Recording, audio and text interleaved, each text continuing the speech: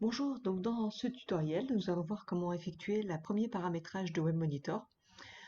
Donc il y a une autre vidéo qui vous a montré comment faire la première installation, installer votre gateway Cube et mettre en route les premiers dataloggers. Donc là, on va se connecter donc à une base de données.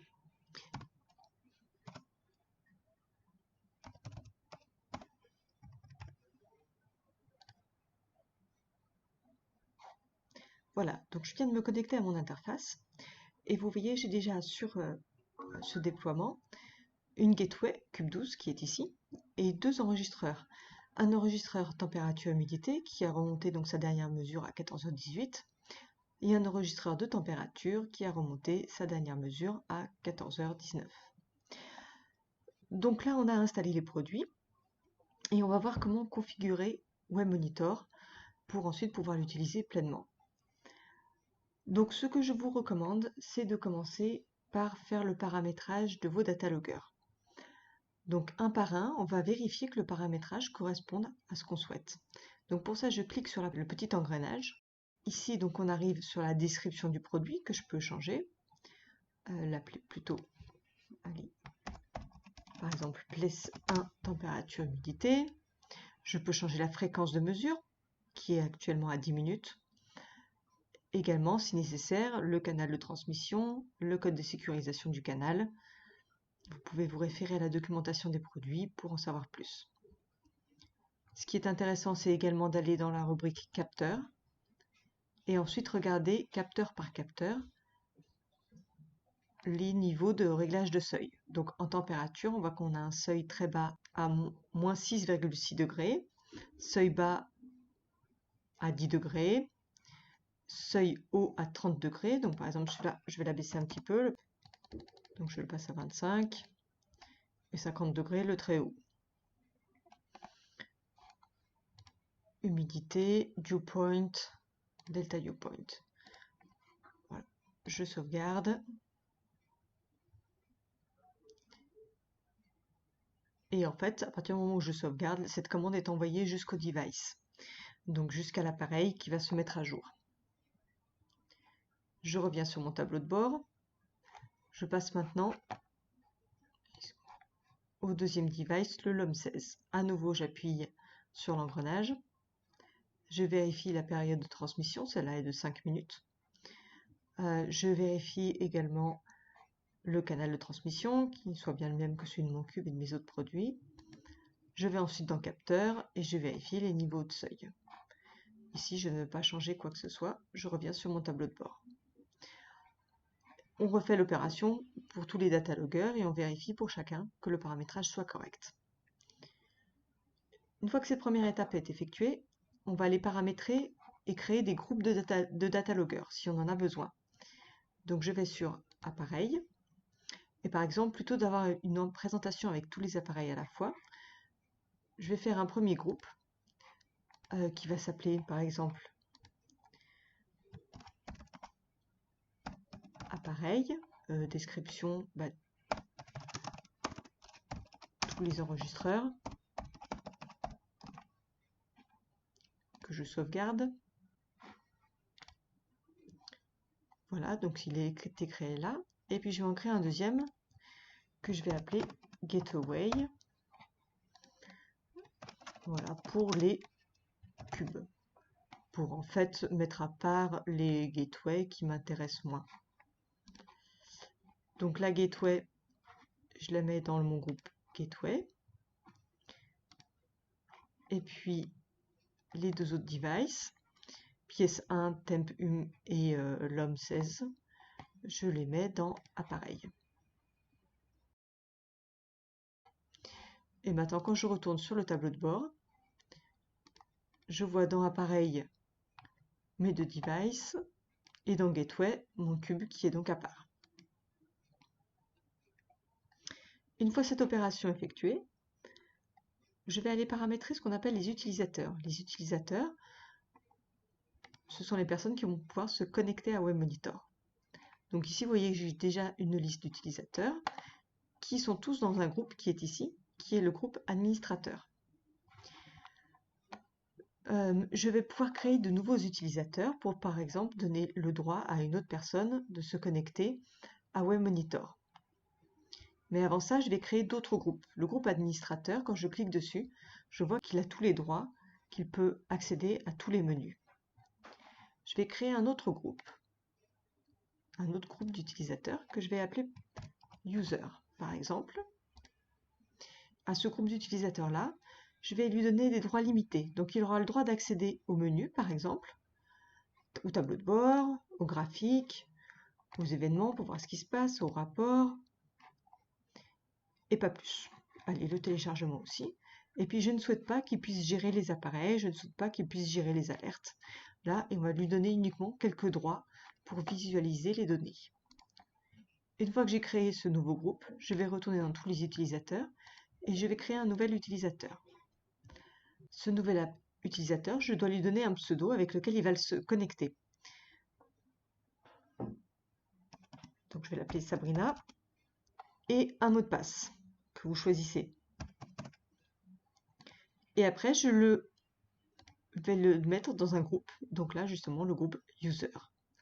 Ici, je peux choisir au bout de combien de temps il se déconnecte automatiquement pour éviter que quelqu'un puisse accéder à son interface si jamais il n'est plus devant son ordinateur. Donc on va dire par exemple 2 heures. Donc au bout de 2 heures, il va être déconnecté de l'interface. Il faudra qu'il saisisse à nouveau son mot de passe. Je peux ensuite détailler son prénom, son nom. On peut ajouter une adresse code postal, etc. Ce qui est intéressant, c'est de renseigner dès maintenant l'adresse email.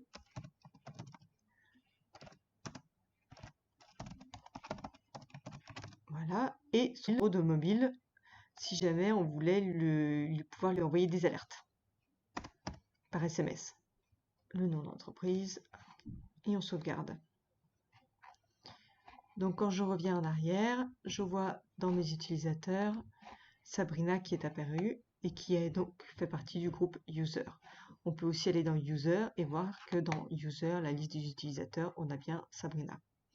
Donc ça, je vais pouvoir transmettre à Sabrina Legrand son mot de passe et son pseudo, ce qui lui permettra de se connecter avec des fonctions limitées. Une fois que j'ai donc créé, j'ai paramétré mes dataloggers, j'ai fait des groupes de dataloggers pour faciliter l'accès au tableau de bord. J'ai créé des groupes d'utilisateurs, c'est-à-dire que j'ai créé le groupe User, j'ai assigné de nouveaux utilisateurs, on va aller paramétrer les alertes. Donc les alertes, c'est quoi? C'est la possibilité d'être alerté immédiatement en cas de mesures non correctes détectées. Donc pour ça, je vais dans la partie menu, dans le menu alerte, et je vais sur profil d'alerte. Je clique sur le petit plus et je vais créer un nouveau type d'alerte. Donc cette alerte, je vais l'appeler par exemple alerte température. Description du profil, on peut mettre alerte sur les mesures de température. Liste déclencheur, c'est qu'est-ce qui va déclencher en fait cette alerte. Alors par exemple, eh bien, dès que le seuil bas est dépassé, je veux recevoir une notification. Le A ici permet d'inclure une temporisation. Donc je peux par exemple choisir de n'être alerté qu'à la 3e mesure consécutive qui est en alerte de dépassement de seuil bas. Je veux immédiatement recevoir une notification par email qui sera envoyée à Sabrina. Et puis je veux aussi avoir cette alerte si le seuil haut est dépassé. Mais là, le seuil haut, c'est plus critique. Donc je veux l'avoir immédiatement à au premier dépassement par email et puis qui ira toujours chez Sabrina. Après, on va dire quels sont les enregistreurs qui sont concernés par ces alertes. Donc là, je les sélectionne. Et moi, voilà, je vais aller sur le menu, le groupe d'appareils, pour que ce soit plus facile à sélectionner. Et ça va concerner mes 2 enregistreurs sur la mesure de température. et je sauvegarde. Là, on a le récapitulatif des seuils concernés. Je peux de la même manière créer un nouveau profil d'alerte. Donc là, je vais dans le menu profil d'alerte et puis j'en crée un nouveau. Et celui-là, c'est alerte humidité. Et j'en crée un deuxième parce que je ne veux pas prévenir la même personne, par exemple. À nouveau, ce sera le seuil bas, et puis on va dire immédiatement par email que j'envoie à Anne. Tac. Et également seuil haut à la première, par courriel, à nouveau à Anne. Et dans les capteurs abonnés, eh ben, je vais à nouveau dans ma liste des appareils et je choisis le capteur d'humidité de pièce 1. Et je sauvegarde. Et donc maintenant, quand je vais dans mon menu alerte et que je vais dans profil d'alerte, je vois que j'ai 2 alertes de paramétrer. Et puis j'en ai une troisième d'alerte que je souhaite paramétrer, c'est alerte fin de batterie. Où là, je vais abonner batterie faible, pardon, sur la notion de batterie faible, où je vais alerter par courriel l'administrateur, par exemple, Anne Martin, et les capteurs abonnés, et bien à nouveau dans appareil, ce seront, je peux tout cocher, hein, il suffit de cocher un seul capteur par appareil et ça va permettre de faire l'alerte sur le niveau de batterie. Et je sauvegarde. Et quand je retourne dans mes alertes, je remarque que j'ai oublié quelque chose, c'est que sur les alertes température et alertes humidité, j'aimerais bien recevoir un message pour le retour à la normale.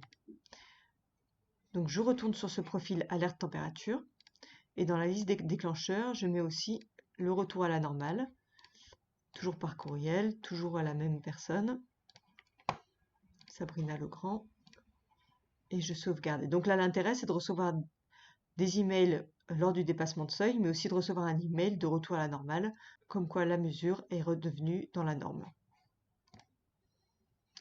Alors, je vais faire pareil pour mon alerte humidité.